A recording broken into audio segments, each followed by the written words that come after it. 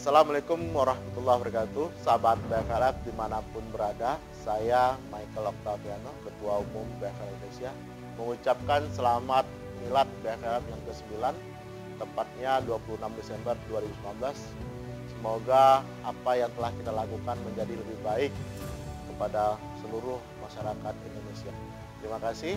Assalamualaikum warahmatullahi wabarakatuh.